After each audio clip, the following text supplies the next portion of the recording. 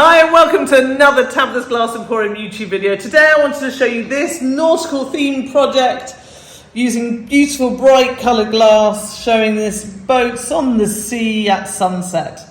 We've made a massive range of them in all different shapes and sizes, in dishes and in slump moulds even, and some pictures. But today I'm going to show you how I made this beautiful slumped wave. So I made these fridge magnets the other day and I really like them, and I was thinking I want to kind of scale this project up and do some more. I wanted to make some dishes, some sort of platters, and some things to go in frames, and even ones to go on a wave mould to do it. So I was thinking about it, and we made a kind of 8 samples, and then we made a load more, and I slightly refined how I was doing it. And I did powders on one layer, and then we're flipping it, and we're building kind of our boat on the other layer, like so. Even so, like this, with a kind of little, tag. And so this is kind of how we're moving them forward, like this. So I was thinking how to do that, but I like the kind of idea of the depth. This is kind of, for me, like those of you know Turner and his beautiful atmospheric paintings of seas with stormy seas and boats. And although this is of course nothing like Turner, it's inspired by Turner. So that's the idea. So I decided to go with these. I made with 3 mil. I'm going to make these with 4 mil so that I get the feeling of depth, that the colours are underneath and the kind of boats are on top. So we did a first firing with the powders, so I'm going to do a first firing. Now I've got a load here because I'm going to do lots of different ones. I want to kind of have a series in the studio. I think the series are quite nice. They sell quite well. I mean, over here we've got our strawberry series after doing the strawberry dishes, and we've sold quite a few of those already, so I'm going to make a few more of those in the next week or so. So this will be a kind of series, so we'll have the fridge magnets and then these as well that will all look really cool together. So I've got kind of various different things. These ones are all for slumping into platters, and these are all for going in frames, and these 2 are to go on a wave mould. So I'm going to kind of get to how to do them. So I'm going to show you how to make one, and then I'll make the rest up afterwards. So this one is that one's is to go as a platter. So I think I'm going to start with the one that will go on a wave mould. So I tend to take a piece of paper. I'm going to put it underneath. I always, I know reclaiming powders is really good because it's cost effective. The issue I have with reclaiming powders is the fact that once you put your first powder on, you reclaim that. If you put other powder on, small granules of this powder, it's going to fall down and you are going to get contamination, which is why you don't see me reclaiming powders so much. So I need to go and find a mask, and then we can move on from there. So when creating this, I'm actually creating it on this side, and although it's fairly translucent, so pretty much all the colour powder are showing, I wanted to think about, I'm building it front to back because I'm flipping it, so that I'm going to start with the powders. I'm going rough side up because I want it to kind of go smooth after the first firing. So I'm sort of going from as I've said, from kind of what will show at the top first to the bottom. So just putting a mask on. I'm taking some white powder and putting it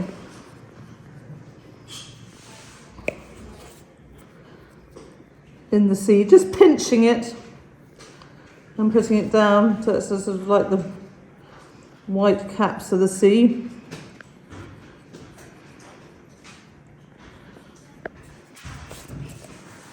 Now I'm using Egyptian blue as the base colour, but remembering I'm going top to bottom, that's the last colour I want. I'm going to just use some aquamarine blue. Again, with the sieves, you can go a small amount.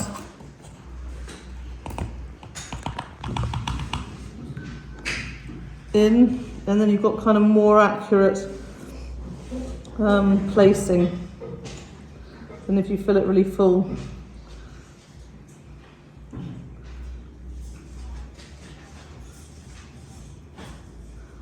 So that's my sort of sea, and I'm going to go in with a Egyptian blue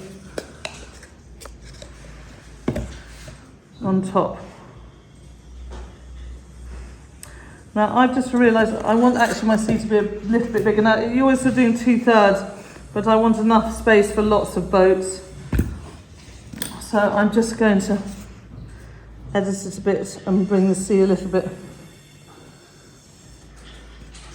higher, just to give me a little bit more space for my boats, because I want them some, I don't want them in a straight line. I want some in the kind of more forward and some more further back. So I'm just gonna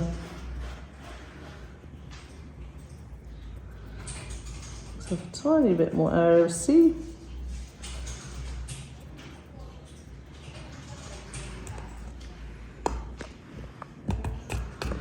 And then I'm going to go in with my Egyptian blue.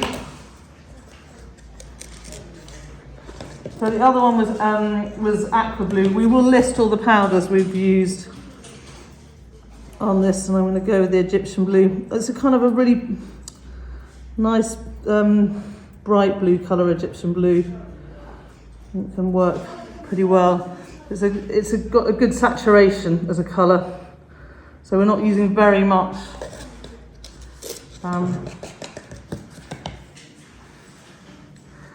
And we're getting a nice blue for the sea.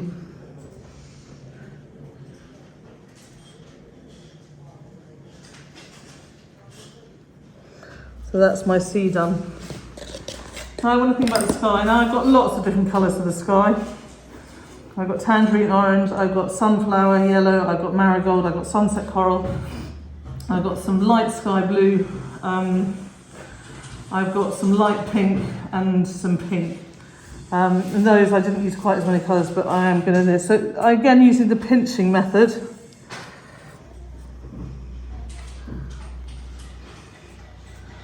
To start with, and in this one I'm keeping the kind of pinching stuff kind of higher up in the kind of top third. I'm taking some marigold as well, and I'm going to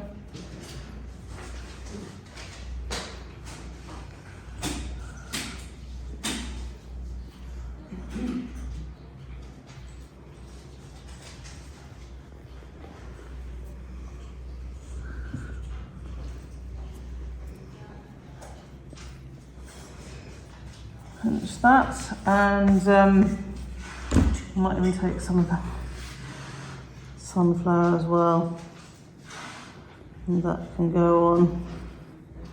Now over the top of that, I'm then going to use the sieve again, and I'm going to add some other colours. Now this is periwinkle, which is kind of Pullman's purple, but it's going to be a good colour.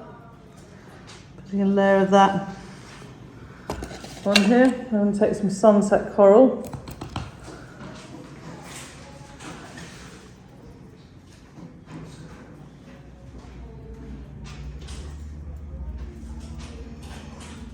And I'm sort of just staying over one side with the sunset coral. That's quite hard to sort of imagine you're painting with this, but it's because it's, you know, in powders you can't see the real colour and you don't really know, but you just have to sort of be brave and put them down, and you know it's going to look nice in the end. Over here I'm going to go with some yellow. There's that sort of stormy yellow feeling that you have, kind of yellow sky you can kind of get over the sea when it's a bit stormy and coming to sunset. I've got a bit of light pink, a bit of that.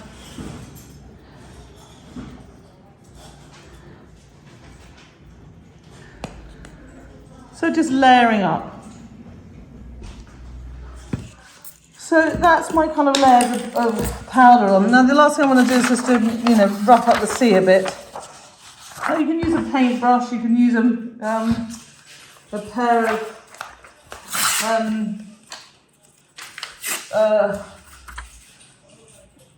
a paintbrush or tweezers or whatever, but I'm just sort of, like just using, and I'm kind of curving the piece of paper a bit to sort of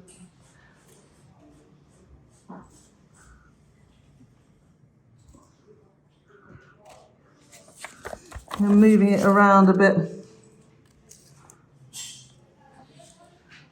to give this feeling of seas. Now I've got some areas where I've kind of almost moved all of the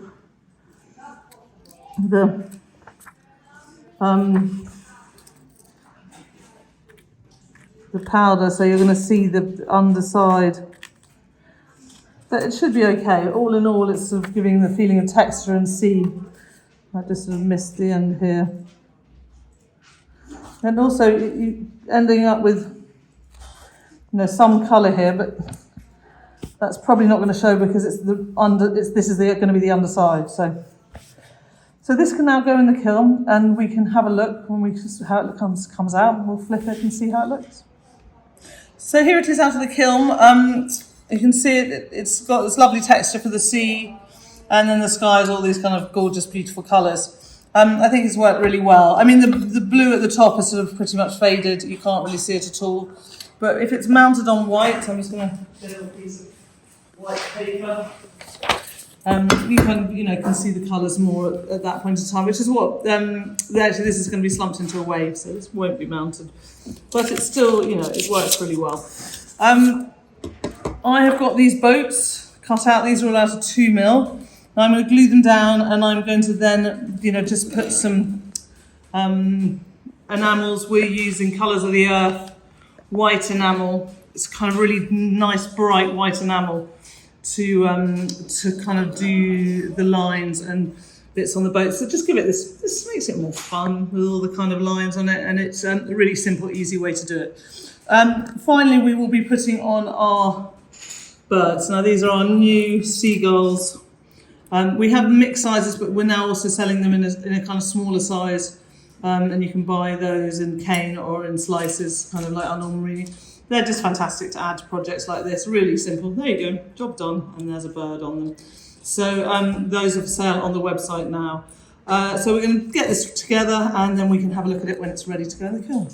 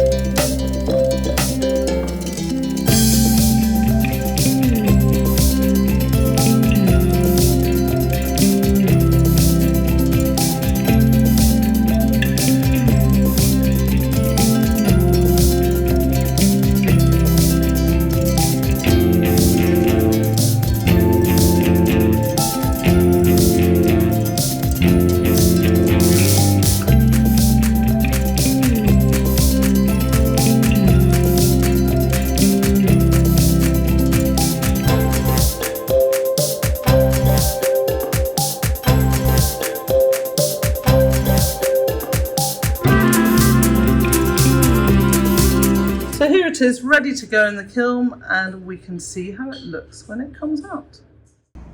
So here it is out of the kiln. I love how this has come out. I'm really loving the kind of the depth that you get with the 4mm glass and the texture of the sea.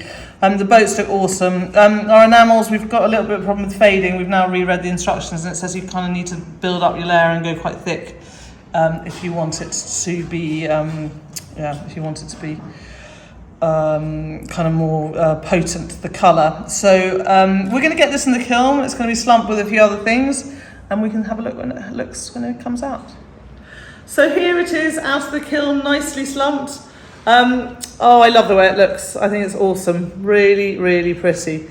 And I've got to just show you, we did a whole collection, and here it is. We made some platters and some items in frames, and we framed them really nicely. And I just love how this looks. And I always think it's really good to do a collection. A collection looks, this on a shelf is going to be much more appetizing to a customer than just one piece. When they can see this with some fridge magnets and all of this design, and see it's, this is a sort of Tabitha's Glass Emporium design, I think they'll love it. You can see in some of them, like in the picture here, I put some kind of shafts of light coming down. I wasn't sure actually when they first out of the kiln that I liked how it looked, but actually now it's in a frame, I think it looks pretty and it looks good. It's a bit more obvious in, I'm looking on the camera, you can see in this one, the shafts, and I kind of, I think it's interesting. Some of them have a bit, maybe not quite enough powder in the colour behind, but I think all in all they're a really lovely kind of bright, vibrant design. And I, think for someone who loves boats and water and sea, this will be they'll be super pleased to buy this and like it a lot. I hope you like this video and it inspires you to make some nautical themed glass yourself. Remember, you can get our fantastic seagulls. These little seagulls now we're selling in the mixed size ones and just the kind of littler ones are on the website tabithasglassemporium.com. You can get those there. There you can sign up to our newsletter so you'll hear about any new YouTube videos, any new products and all of our news. And also like this video, share this video, subscribe to our YouTube channel. All those kind of things help us make good videos for you. Until next time, happy fusing.